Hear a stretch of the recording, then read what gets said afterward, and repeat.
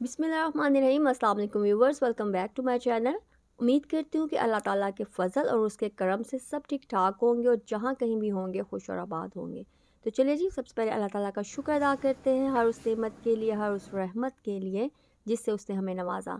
रब करीम का शुक्र अदा करते रहा करें, क्योंकि शुक्र अदा करने से अल्लाह ताला खुश होते हैं, राज़ी होते हैं और अपने बंदों को बेशुमार नेमतों से नवाजते हैं। जैसे कि आप सब जानते हैं जी कि रमज़ान की आमद है और हर मुसलमान घराने में रमज़ान की तैयारियां खूब ज़ोर शोर से हो रही हैं। तो अल्हम्दुलिल्लाह मेरे घर में भी रमज़ान की तैयारियां बहुत ही ज़ोर शोर से हो रही हैं। और मैंने ये जो मेरी वीडियो है ना, ये भी रमज़ान से रिलेटेड है और इससे पहले मैंने काफ़ी वीडियोस बनाई हैं। अगर आपने नहीं देखी तो मैं आई बटन में उनका लिंक दे दूँगी, आप ज़रूर वॉच कीजिएगा। उसमें भी रमज़ान की प्रिपरेशन बताई गई है। उन वीडियोस में घर की डीप क्लीनिंग के बारे में बताया गया है और क्लॉथ ऑर्गेनाइजेशन के बारे में बताया गया है और किचन क्लीनिंग के बारे में, और इस तरह जो तैयारियां रमज़ान से पहले हमें करनी है उन सब चीज़ों के बारे में बताया गया है। तो आप वो वीडियो ज़रूर वॉच कीजिएगा। ये तो हैं जो दुनियावी तैयारियां, लेकिन हमें इनके साथ साथ कुछ ऐसी तैयारियां भी करनी है जिनसे ना सिर्फ हमारी दुनिया खूबसूरत हो जाए बल्कि हमारी आखिरत भी खूबसूरत हो जाए। कुछ ऐसी तैयारियां जिनके करने से हम रब की रहमतें और बरकतें समेट सकें। कुछ ऐसी तैयारियां जिनके करने से हम रब की मोहब्बत और उसकी खुशनुदी हासिल कर सकें। और कुछ ऐसी तैयारियां जिनके करने से हम अपने नामा अमाल को खूब खूब नेकियों से भर सकें। इन सब तैयारियों को करने के लिए आखिर हमारे पास नॉलेज भी तो होना चाहिए कि ये तैयारियां करनी कैसे हैं। तो बस ये वीडियो क्लास तक ज़रूर वॉच कीजिएगा और असल में देखते हैं कि रमज़ान की प्रिपरेशन क्या है और उसकी तैयारियां कैसे करनी है। आई होप कि इंशाल्लाह ये आपको वीडियो बहुत पसंद आएगी। चूंकि रमजान आ रहा है, चंद चीजें मैं आपसे थोड़ी देर में जिक्र करूंगी। बाकी आप पिछले सालों के लेक्चर्स दोबारा सुन के अपनी तैयारी कर सकते हैं, लेकिन चंद एक याद दहानियां, किसी की शादी हो, कोई फौत हो जाए, कोई सफर हो, इवन रोजमर्रा जिंदगी में भी हम जैसे खाना पकाना है या किसी ने आना है, तो मेहमान आ रहा है, तो हम क्या करते हैं? तैयारी करते हैं। और जो शख्स तैयारी करता है वो उस वक्त के या मौके के आने से पहले फिर अपना काम आसान तरीके से करने के काबिल होता है। और अगर कोई प्लानिंग नहीं करता, तैयारी नहीं करता है, प्रेजेंट किसी चीज को शुरू करता है, तो उसमें वो क्वालिटी नहीं आती। रमजान एक नेकियों का मौसम बहार है और बेहतरीन तरीके से इंसान अपने जिस्म, अपनी रूह, अपने दिल की तत्हीर कर सकता है, यानी उसको पाक कर सकता है। वो तो अल्लाह ही करता है, लेकिन एक जरिया बनाया अल्लाह ने दिलों की सफाई का, रूह की सफाई का, हमारी तरबियत का और हमें तकवा देने का। तो हमारा टारगेट इसमें यही होना चाहिए कि हमने इस रमजान में तकवा हासिल करना है इंशाल्लाह। ठीक है, ये हमारा टारगेट है। अब तकवा के हुसूल के लिए फिर हमने क्या करना है? सबसे पहले रमजान से पहले ही तैयारी शुरू कर देनी है। उसमें सबसे पहली बात ये कि हम अपने गुनाहों पर सच्ची तौबा करें, तौबा और इस्तिग़फ़ार। वैसे तो हमेशा ही करनी चाहिए, लेकिन ये याद रखें कि गुनाह नेकियों के रास्ते में हायल हो जाते हैं। नेकियों का मौसम बहार आ रहा है, कहीं ऐसा ना हो कि आप उससे पूरी तरह फायदा ना उठा सकें और आप नेकियां ना कर सकें। क्यों? गुनाहों की वजह से। अगरचे रमजान में भी गुनाह माफ होते हैं, लेकिन उससे पहले कि जितने गुनाह हैं, या रब तू हमें माफ कर दे, ताकि हमसे बोझ उतर जाए और हम बेहतरीन तरीके से रोजे रखें, बेहतरीन तरीके से तिलावत करें, बेहतरीन दुआएं करें और वाकई हमें तकवा हासिल हो जाए। तो जब ये महीना शुरू हो तो हम शरह सदर के साथ, इत्मीनान के साथ अपनी इबादत और नेक अमाल में मशगूल हो जाएं, इस तरह के हम वाकई मुतमईन हो। तो गुनाहों के बोझ के साथ रमजान में दाखिल ना हो, तौबा के साथ दाखिल हो, ताकि रमजान शुरू होते ही दौड़ लग जाए। ठीक है, और कहीं रुकावट ना आए। रुकावटों को दूर करने का तरीका क्या है? इस्तिग़फ़ार, सच्ची तौबा। वतूबू इलल्लाहि जमीअन अय्युहल मुमिनून लअल्लकुम तुफ्लिहून। तुम सब अल्लाह के हुजूर तौबा कर लो ऐ ईमान वालो, ताकि तुम कामयाब हो सको। रसूलुल्लाह सल्लल्लाहु अलैहि वसल्लम ने फरमाया, लोगों अल्लाह से तौबा करो, क्योंकि मैं दिन में 100 मरतबा उससे तौबा करता हूँ, दिन में 100 बार। ठीक है, फिर इसी तरह दुआ करना। दूसरी चीज क्या है? दुआएं करना। खास दुआ क्या होगी रमजान के आने से पहले? कि या अल्लाह हमें हर तरह की बीमारी, तकलीफ, परेशानी, मसरूफियत से महफूज रखना, ताकि हम रमजान की इबादत सही तौर पे कर सकें।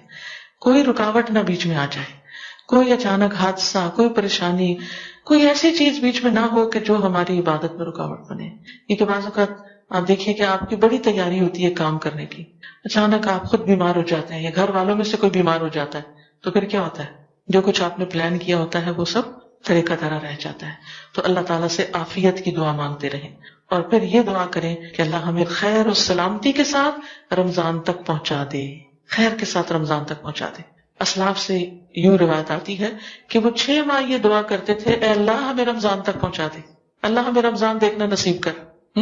اور پھر رمضان کی عبادتیں کرتے اور رمضان کے بعد اگلے 5 مہینے یہ دعا کرتے اللہ ہمارے روزے قبول کر لیں، ہماری رمضان کی عبادتیں قبول کر لیں.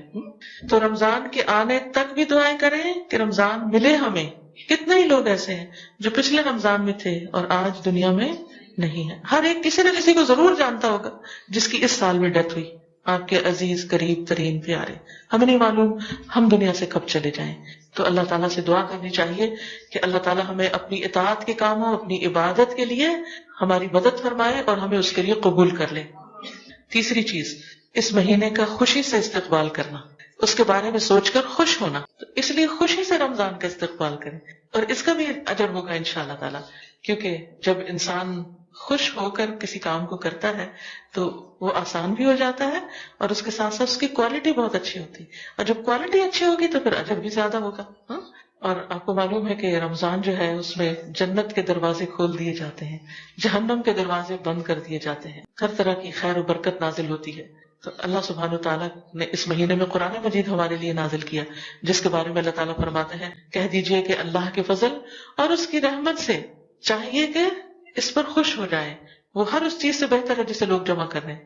تو الحمدللہ آپ سب اس چیز سے واقف ہیں اور تجربہ کر چکے ہیں کہ سب سے زیادہ ہمارا تعلق قرآن مجید کے ساتھ رمضان میں ہی ہوتا ہے. تو اس پر بھی ہمیں خوش ہونا چاہیے کہ جس چیز پر اللہ نے خوش ہونے کے لیے کہا وہ موقع آ رہا ہے خوش ہونے کا اور اللہ تعالیٰ کو خوش کرنے کا، کہ قرآن پڑھنے کا، سننے کا، غور و فکر کا، یاد کرنے کا، تلاوت کرنے کا اور زیادہ ہمیں موقع ملے گا.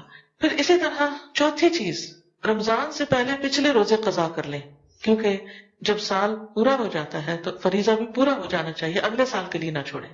ٹھیک ہے. ابو سلمہ کہتے ہیں کہ میں نے عائشہ رضی اللہ تعالیٰ عنہا کو فرماتے ہوئے سنا کہ میرے اوپر رمضان کا روزہ لازم ہوتا، شعبان سے پہلے اس کی قضا کی توفیق نہ ہوتی. یحییٰ نے کہا کہ یہ نبی صلی اللہ علیہ وسلم کی خدمت میں مشغول رہنے کی وجہ سے تھا کہ ان کے قضا روزے پورے نہیں ہوتے تھے، لیکن وہ میک شور کرتی کہ اگلا رمضان شروع ہونے سے پہلے وہ اپنے چھوٹے ہوئے روزے مکمل کر لیں. ٹھیک ہے. تو شعبان میں پچھلے جو بھی مینسز وغیرہ کی وجہ سے یا بچوں کی پیدائش کی وجہ سے روزے چھوٹے ہوں وہ اپنے پورے کر لیں، کیونکہ شعبان میں ویسے بھی نبی صلی اللہ علیہ وسلم اس میں کثرت سے روزے رکھا کرتے تھے. تو اس میں اگر قضا روزے رکھ لیے جائیں یا نفلی روزے رکھ لیے جائیں تو بہت ہی اچھا ہے. تو حضرت عائشہ رضی اللہ تعالیٰ عنہا کی شعبان میں روزے رکھنے کی حرص سے یا توجہ سے یہ بات پتہ چلتی ہے کہ دوسرے رمضان کے آنے سے پہلے پہلے اپنا قرضہ چکا دینا چاہیے. جیسے حج پہ جاتے ہوئے ہم اپنے قرضے چکاتے ہیں تو اسی طرح رمضان آنے سے پہلے بھی اپنا قرضہ چکا دینا چاہیے. پانچویں چیز، رمضان کے بارے میں علم حاصل کریں، خوب جانیں، روزوں کے احکام کا پتہ چلائیں، رمضان کی فضیلت کا پتہ چلائیں. اس کے لیے بہترین کتاب ہے شہر رمضان، رمضان کا مہینہ. وہ کتاب آپ میں سے ہر ایک کے گھر میں ہونی چاہیے، ہر شخص کے پاس اپنا پرسنل نسخہ ہونا چاہیے، اور اس میں پورے رمضان سے متعلق جو چیزیں ضروری ہیں ان کو جمع کر لیا گیا ہے. ان کو چاہے آپ نے پچھلے سال پڑھا ہو، اس سال پھر دوبارہ پڑھیں. کیوں دوبارہ؟ تاکہ ساری چیزیں تازہ ہو جائیں اور کوئی چیز رہ نہ جائے. جیسے ایک طالب علم امتحان دیتا ہے نا تو وہ کیا کرتا ہے، آخر یعنی ساری رات بھی پڑھتا ہے، سارا سال بھی پڑھتا ہے، لیکن آخر میں پھر ایک دفعہ اندر جانے سے پہلے، انٹر ہونے سے پہلے ایگزامینیشن ہال میں دوبارہ موٹی موٹی باتیں پھر دوبارہ دیکھ لیتا ہے تاکہ کوئی چیز بھولے نہ. تو ہم بھی کچھ بھولے نہ اور ہر چیز اچھے طریقے سے کر سکے، اس کے لیے ہمیں اس کو پڑھ لینا چاہیے. اس کتاب کی خاص خصوصیت یہ کہ اس میں کرنے کے کام بتائے گئے ہیں، احادیث بیان کرنے کے بعد یہ کہ کرنا کیا کیا چاہیے. چھٹی چیز، رمضان کے آنے سے پہلے اپنے کاموں کو نپٹا لیں. کون سے کام؟ مثلا شاپنگ، گروسری سے متعلق، اپنا راشن دال چاول اکٹھے کر لیں، خاص طور پر بیسن وغیرہ جو آپ نے پکوڑے بنانے ہیں، کیونکہ اس کے بغیر تو ہمارے یہاں رمضان کا کانسیپٹ ہی نہیں ہے. لیکن یہ کہ اس سے ہم اپنے لیے بڑی مشکل کھڑی کرتے ہیں، کیونکہ کھانے میں تو مزہ آتا ہے لیکن اس کے بعد پیاس کا دور شروع ہوتا ہے جو روزے سے پہلے ہی ہوتی ہے، اور پھر اس میں مزید اضافہ ہو جاتا ہے.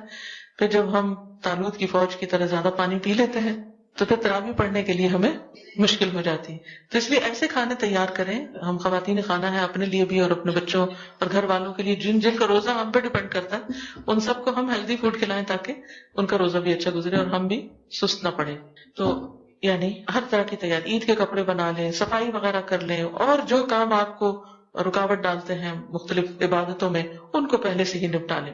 7ویں چیز, گھر والوں کو, دوستوں کو, اپنے آس پاس کے لوگوں کو رمضان کے احکام بتائیں. یعنی اگر آپ قرآن پڑھی ہوئی ہیں, خاص طور پر درس دینا جانتی ہیں, تو اپنے قریبی حلقوں میں کچھ نہ کچھ اس کی تعلیم دیں. یعنی اپنے گھر میں خاص طور پر اپنے بچوں کو لے کر کیا کریں, وہ کتاب ان کے ساتھ بھی بیٹھ کے پڑھیں, ان کو احکام بتائیں. اور باقی لوگوں کو آپ کتابیں دے سکتے ہیں, جیسے یہاں پر اجازت نہیں ہے گھر میں درس کرنے کی, تو ایسا کام نہ کریں جو لا آف لینڈ کے خلاف ہو. لیکن آپ کیا کر سکتے ہیں کہ لوگوں کو کتابیں دے سکتے ہیں کہ جس سے وہ اپنے خود پڑھ کے اپنے بچوں کے ساتھ پڑھ کے اس کی دہرائی کر لیں. ٹھیک ہے. پھر اسی طرح رمضان اور رمضان سے متعلقہ اور جتنی بھی کتابیں ہوں, یعنی یہ شہر رمضان کے علاوہ دعاؤں کی کتابیں جیسے قرآن اور مسنون دعائیں ہیں, یا کنستین ہے, دعا کیجئے کتاب ہے, اور اسی طرح صدقہ خیرات سے متعلق, بہت سے لوگ زکوٰۃ نکالتے ہیں تو زکوٰۃ سے متعلق, یا باقی جو بھی چیزیں ہیں آپ کے کرنے کی ان سے متعلق کتابیں خاص طور پر خرید کر خود بھی پڑھیں, دوستوں کو بھی دیں, اور مسجدوں کے مثلاً امام یا ایسے لوگ جو کمیونٹی میں کام کرتے ہیں ان کو بھی بطور تحفہ دیں, تاکہ وہ لوگ پڑھ کر پھر آگے لوگوں کو بتا سکیں. کیونکہ بعض اوقات ان لوگوں کو, یہاں کی بات میں نہیں کری لیکن آپ نے دیکھا ہوگا بیک ہوم انڈیا پاکستان وغیرہ میں عموماً بعض مساجد ایسی ہوتی ہیں کہ جس میں جو امام ہوتے ہیں وہ حافظ ہوتے ہیں بس. تو حافظ, ان کو قرآن تو پورا زبانی یاد ہوتا ہے لیکن مسائل وغیرہ کا پتہ نہیں ہوتا. پھر لوگ رمضان کے مہینے میں آ کے طرح طرح کے مسئلے پوچھتے ہیں, تو پھر اس سے کیا ہوتا ہے کہ وہ بتا نہیں پاتے, یہ بعض اوقات یعنی کہ درست رہنمائی نہیں ہو سکتی. تو ایسی جگہوں پر کتابیں پہنچانے کا اہتمام کریں. یہ صدقہ جاریہ کی بہترین قسم ہوگی. جو بھی پڑھے گا یا آپ کی کتاب سے سنے گا, وہ جو عمل کرے گا وہ سارا ثواب آپ کو بھی ملے گا. اس کے علاوہ بھی راشن وغیرہ کی تقسیم کریں, یعنی غریبوں میں کھانا وغیرہ, اگر یا تو رمضان میں روزانہ افطاری بھیجنے کا اگر آپ اہتمام کر سکتی ہیں تو ٹھیک, اگر نہیں تو سوکھا راشن جو ہے وہ آپ غریبوں میں بانٹیں. اور اگر آپ کے نزدیک کوئی غریب نہیں رہتا تو جو لوگ یہ کام کر رہے ہیں ان کو آپ اپنے حصے کا یعنی کہ کنٹریبیوشن دے سکتے ہیں کہ وہ لوگ آگے غریبوں میں راشن دیں, کیونکہ یہ شہر المواسات ہے, ہمدردی کا مہینہ ہے, تو اس میں انسان کو صدقہ خیرات بھی خوب کرنا چاہیے. لیکن بعض اوقات ہم رمضان کا انتظار کرتے رہتے ہیں کہ رمضان شروع ہوگا تو صدقہ کریں گے. اب ہوتا کیا ہے کہ جو بیچارے غریب لوگ ہوتے ہیں وہ بعض اوقات آدھا رمضان گزر جاتا ہے اور ان تک چیز نہیں پہنچتی. تو اگر آپ ان کو کپڑا دینا چاہتے ہیں یا راشن دینا چاہتے ہیں یا کچھ بھی کرنا چاہتے ہیں تو ایسے کام بھی شعبان میں ہی نمٹانے کی کوشش کریں. وہ کھائیں گے جب رمضان میں تو ثواب مل جائے گا نا, یا پہنیں گے رمضان میں تو ثواب مل جائے گا آپ کو. ٹھیک ہے. پھر اسی طرح شعبان کے مہینے میں اگر ہو سکے تو نفلی روزے وغیرہ رکھیں. حضرت عائشہ کہتی ہیں کہ رسول اللہ صلی اللہ علیہ وسلم نفل روزہ رکھنے لگتے تو ہمیں لگتا کہ اب آپ روزہ چھوڑیں گے نہیں, اور جب چھوڑ دیتے تو ہم سمجھتے کہ اب آپ رکھیں گے نہیں. اور میں نے رمضان کے علاوہ رسول اللہ صلی اللہ علیہ وسلم کو کبھی پورے مہینے کے نفلی روزے رکھتے نہیں دیکھا جتنے روزے آپ شعبان میں رکھتے تھے. یعنی شعبان سے زیادہ کسی اور مہینے میں آپ نے کبھی اتنے روزے نہیں رکھے. اسامہ بن زید کہتے ہیں میں نے عرض کیا, اے اللہ کے رسول صلی اللہ علیہ وسلم, میں نے آپ کو کسی مہینے میں اتنے روزے رکھتے نہیں دیکھا جتنے آپ شعبان میں رکھتے ہیں. آپ نے فرمایا یہ وہ مہینہ ہے کہ لوگ اس سے غفلت کر جاتے ہیں. یہ رجب اور رمضان کے درمیان ہے, اور یہ وہ مہینہ ہے کہ اس میں رب العالمین کے ہاں انسانوں کے اعمال پیش کیے جاتے ہیں. یعنی ہمارے اعمال اللہ تعالیٰ کے سامنے پیش کیے جاتے ہیں, اور میں چاہتا ہوں کہ جب میرا عمل پیش ہو تو میں روزے سے ہوں. تو اس سے شعبان کے روزوں کی حکمت پتہ چلتی ہے کہ اس مہینے میں روزے رکھنے کی حکمت کیا ہے کہ اعمال کی پیشی ہوتی ہے. اور بعض علماء یہ کہتے ہیں کہ رمضان کے روزے فرض ہیں تو شعبان میں آپ سنت روزے رکھتے ہیں, نفل روزے رکھتے ہیں, جیسے ہی جیسے فرض نماز پڑھنے سے پہلے آپ کیا پڑھ رہے ہوتے ہیں, سنت میں پڑھ رہے ہوتے ہیں. ٹھیک ہے. اور 10ویں چیز ہے قرآن کی تلاوت. شعبان میں کیا کرنا ہے, قرآن کی تلاوت عام مہینوں سے زیادہ میک شور کہ اگر جتنی آپ روزانہ روٹین میں کرتے ہیں اس کو بڑھا لیجیے لازمی طور پر.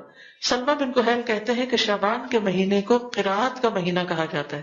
یہ کیا ہے, شہر القراءہ, قرات کا مہینہ, اس میں قرآن زیادہ پڑھا جائے. عامر ابن وقاص کے بارے میں آتا ہے کہ جب شعبان کا مہینہ شروع ہوتا تو اپنی دکان بند کر دیتے اور قرآن کی تلاوت کے لیے فارغ ہو جاتے. تو بہت سے لوگ شعبان کی فضیلت سے غافل رہتے ہیں. وہ رمضان کو تو لک فارورڈ کرتے ہیں, اس کی تو تیاری کرتے رہتے ہیں, اور مادی تیاری تو کرتے رہتے ہیں کہ چیزیں خرید لیں, کپڑے خرید لیں, عید کے کپڑے سلوا لیں وغیرہ وغیرہ, لیکن اس سے غافل ہو جاتے ہیں قرآن اور نفلی روزوں سے۔ ابو بکر بلخی کہتے ہیں کہ ماہ رجب کھیتی لگانے کا مہینہ ہے، رجب کھیتی لگانے کا مہینہ ہے، شعبان کھیتی کو پانی لگانے کا مہینہ ہے، اور رمضان کھیتی کاٹنے کا مہینہ ہے۔ ان کا یہ بھی کہنا ہے کہ ماہ رجب کی مثال ہوا جیسی ہے کہ ہوا چلتی ہے پہلے، شعبان کی مثال بادلوں جیسی ہے کہ پہلے ہوا چلتی پھر بادل آ جاتے ہیں، اور رمضان کی مثال بارش جیسی ہے۔ اور جس نے ماہ رجب میں نہ تو کھیتی بوئی نہ شعبان میں کھیتی کو پانی لگایا تو وہ رمضان میں کھیتی کیسے کاٹے گا؟ گویا کسی کام کے کرنے سے پہلے اگر آپ نے تیاری ہی نہیں کی، پلاننگ ہی نہیں کی، تو جب کام سر پہ پڑے گا تو اس وقت آپ وہ کام اچھے طریقے سے کر نہیں سکتے، رمضان کے مہینے سے بھرپور فائدہ اٹھا نہیں سکتے۔ تو اللہ تعالیٰ سے دعا ہے کہ اللہ تعالیٰ ہمیں رمضان سے بھرپور فائدہ اٹھانے کی توفیق عطا فرمائے۔ آمین ثم آمین جی۔ آئی ہوپ جی یہ ویڈیو آپ کے لیے کافی ہیلپ فل ثابت ہوگی انشاءاللہ۔ ویڈیو اچھی لگے تو ویڈیو کو لائک شیئر ضرور کیجیے گا، دعا میں یاد رکھیے گا، اپنا پیار کا خیال رکھیے گا۔ زندگی رہی ہو میرے کریم رب نے چاہا تو انشاءاللہ پھر آؤں گی ایک نیو نئی اور زبردست ویڈیو کے ساتھ، تب تک کے لیے اللہ حافظ۔